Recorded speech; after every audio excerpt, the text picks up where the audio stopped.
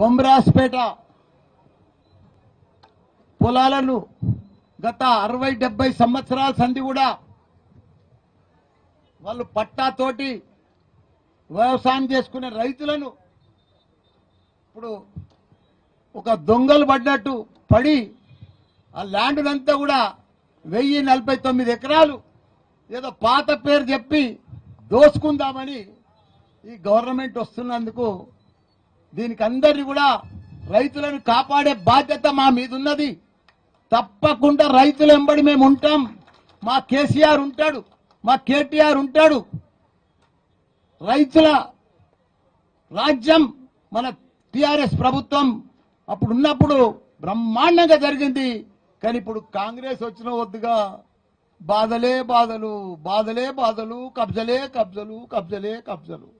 దీనికి ఈ రైతులను భరోసా నింపేందుకు, కాపాడేందుకు మన ఆపద్ బాంధవుడు, మన టైగర్, మన ఆర్ఏ ప్రవీణ్ గారు పెద్దలు గౌరవనీయులు, అదే మాదిరిగా మన లక్ష్మారెడ్డి అన్న గారు, మన వైస్ చైర్మన్ మన మధుకర్ గారు, అనిత గారు, మన ముడిచింతలపల్లి చైర్మన్ మన రవి గారు, మన అనిత, మన ఎల్లుబాయ్ అమ్మ గారు, మన మేయర్ కావ్య గారు, చైర్మన్ ప్రణీత గారు, కొండల్ గారు, మిగతా టిఆర్ఎస్ నాయకులు, పెద్దలు, చైర్మన్లు, కౌన్సిలర్లు, సర్పంచ్లు, స్థానిక నాయకులందరికీ కూడా, పత్రికా మిత్రులకు కూడా పేరు పేరున నమస్కారం.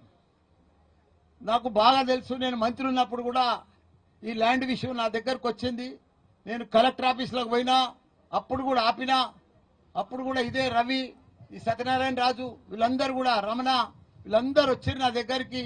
దీనికోసం మొత్తం అవగాహన ఉంది. కానీ మొత్తం అప్పుడు ధరణి ఉన్నప్పుడు పర్ఫెక్ట్ గా ఆ భూమిని కాపాడడం, వాళ్ళు కూడా భరోసాతో ఉన్నారు. కానీ ఇప్పుడు కొత్తగా భూభారత్ వచ్చింది.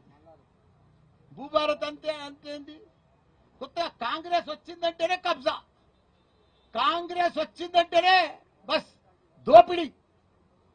ఎక్కడ చూడు నువ్వు తెలంగాణ రాష్ట్రం అంతా కూడా వాళ్ళకు రైతులకు న్యాయం చేస్తామని గవర్నమెంట్ వచ్చింది. అంతటా న్యాయమే, ప్రతి జాగలో ఎగ్గొట్టేదే రైతులను. వాళ్ళు కాంగ్రెస్ అంటేనే కాంగ్రెస్ ఎగ్గొట్టేది. మీరు ఎక్కడైనా చూడండి. ఇప్పుడు మన రంగారెడ్డి జిల్లా, మేడ్చల్ జిల్లాల 1 కోటి ఎకరాల చిల్లర 22A తీసుకొచ్చింది.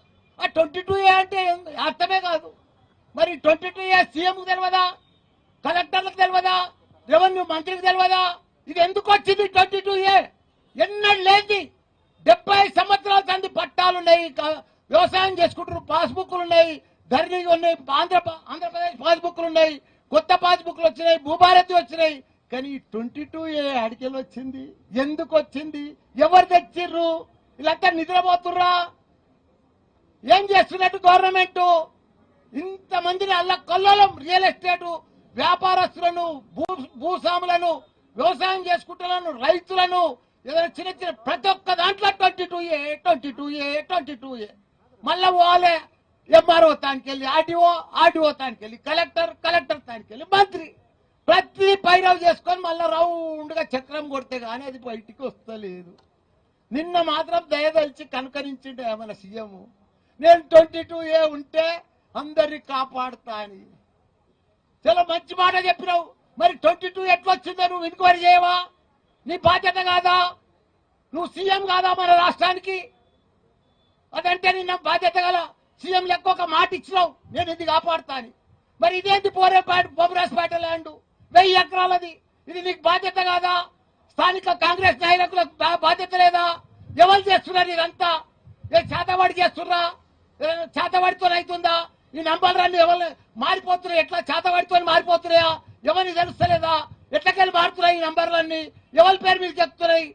ఐటీసీ కంపెనీది 50 ఎకరాలు మాయమైపోయింది. మరి చేతవాడి మాయం చేసిర్రా? ఎట్లా మాయం చేసిర్రు? ఈ భూమి ఎవరి పేరు మీద పోయింది? ఎవరికి ఎక్కుతున్నది? ఎందుకు ఎక్కుతున్నది? ఎందుకు చేస్తున్నారు? 50 ఈయనది పాస్బుక్ 1975లో ఉంది. 50,000 ఇల్లు అయిపోయింది. పాస్బుక్ వచ్చి, ప్రొసీడింగ్ వచ్చి, అప్పటి సంది వ్యవసాయం చేసుకుంటుండు. అప్పుడు కాంగ్రెస్ ప్రభుత్వం ఉంది కదా, ఆ టైంలోనే పాస్బుక్ అయింది కదా. మరి ఇప్పుడు ఎందుకు మారుతుంది? ఎవడో వచ్చిండని సాదా బైనామని కోర్టు కేసు వేసిండని ఏదో జర్రాంతుందని అమెరికాలో ఉన్నోడు వీడికి వచ్చిండని 50 ఏళ్ల కింద పోయినోడు 60 ఏళ్ల కింద పోయినోడు ఇప్పుడు వచ్చిండని వారికి మీరు హెల్ప్ చేస్తారు. ఈ చిన్న చిన్న రైతులు 6 ఎకరాలు 5 ఎకరాలు 3 ఎకరాలు 10 ఎకరాలు వ్యవసాయం చేసుకొని బతుకుతుర్రు. దీనికి పాస్బుక్ వాల్యూ లేదా? ఈ ధరణికి వాల్యూ లేదా? భూభారతికి వాల్యూ లేదా? ప్రొసీడింగ్ కు వాల్యూ లేదా?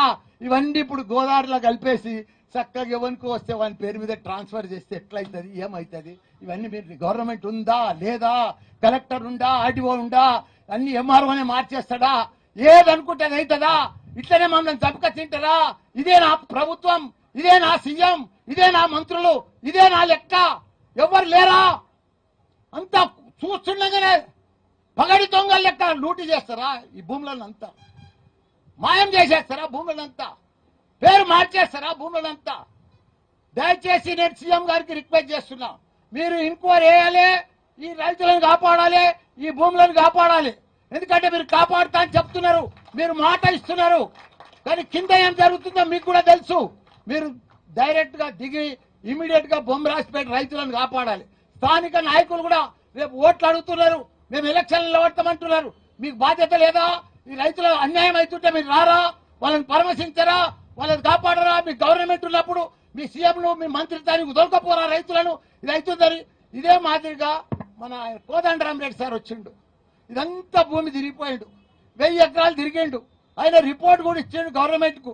ఈ రైతులకు వీళ్ళకే న్యాయం జరగాలి, ఈ భూమి వీళ్ళకే ఉన్నది, ఈ పట్టాలని వీళ్ళయే, వీళ్ళది కరెక్ట్ అని చెప్పి రిపోర్ట్ కూడా ఇచ్చిండు. మరి కోదండరామరెడ్డి సార్ ఇచ్చిన దానికి కూడా వాల్యూ లేదా? ఆయన వచ్చిపోయిన దానికి కూడా లేదా? ఆయన ఒక ఎమ్మెల్యే ఎమ్మెల్సీ, ఆయన కూడా పెద్ద మనిషే. మీ పార్టీలో దాంట్లో కూడా పార్ట్ ఆఫ్ ఉన్నాడు కదా. అంత పెద్ద మనిషి కూడా ఈ పేద రైతులను కాపాడుతందుకు వచ్చినప్పుడు మీరు ఆయన మాట కూడా వినరా? దయచేసి నేను గవర్నమెంట్కి చెప్తున్నా, ఈ భూమి మీరు కాపాడే బాధ్యత, రైతులను కాపాడే బాధ్యత మీది. తప్పకుండా మీరు కాపాడాలి, తప్పకుండా మేము వదిలేదే లేదు. బొంబిరాజ్పేట రైతుల తరఫున టీఆర్ఎస్ ప్రభుత్వం ఉంటుంది, మా కేసీఆర్ కేటీఆర్ ఉంటాడు, మేము వాళ్ళకి అండా నిలబడతాం. ఎవడొస్తాడో రమ్మని, ఎట్లా వస్తుందో పేరు మారుతుందో చూడమని గ్యారంటీగా మేము వాళ్ళ తరఫున ఉంటాం. ఒక్క గుంట ఒక్క భూమి కూడా ఇవ్వం వాళ్ళకి. మేము తప్పకుండా ఇక్కడనే ధర్నా చేస్తాం, వాళ్ళని వదలం. ఎవడొస్తాడో చూస్తాం. ఈ ఆర్డీఓ కానీ ఎంఆర్ఓ కానీ వీళ్ళంతా మోసం చేసి ప్రభుత్వానికి కకృతి పడి వీళ్ళు రాత్రి పేరు మార్చుతున్నారు. వీళ్ళందరినీ వీళ్ళని కూడా భర్తం. ఎందుకంటే ఎవరిని ఇడిచేదే లేదు. తప్పకుండా రైతుల పక్షాన ఉంటాం. మా కేసీఆర్ తప్పకుండా మమ్మల్ని అందరూ ఇక్కడ పంపించిండు. తప్పకుండా ఆయన పేరు నిలబెట్టి తప్పకుండా భూభారతి వచ్చినాకనే వాళ్ళు ఆగమవుతున్నారు. తప్పకుండా రైతులను కాపాడాలి. సీఎం గారికి కూడా రిక్వెస్ట్ చేసి చెప్తున్నా, మంత్రులకు కూడా చెప్తున్నా, ఈ భూమి వాళ్ళది, వాళ్ళకు పట్టా ఇవ్వాలి. వాళ్ళ పట్టా ఉంది. 50 ఏళ్ల సంది వాళ్ళు జరగకుంటున్నారు. దాన్ని ఎక్కడ కూడా ఎవరికో వచ్చిన బినామీ సాదా బైనామీ అని చెప్పి పేరుతోటి రాస్తే మేము వినము. తప్పకుండా వాళ్ళ పక్షాన ఉంటాం, వాళ్ళ భూమి కాపాడుతాం, వాళ్ళ వెంబడి ఉంటామని కూడా మనం చేస్తున్నా. జై తెలంగాణ, జై కేసీఆర్.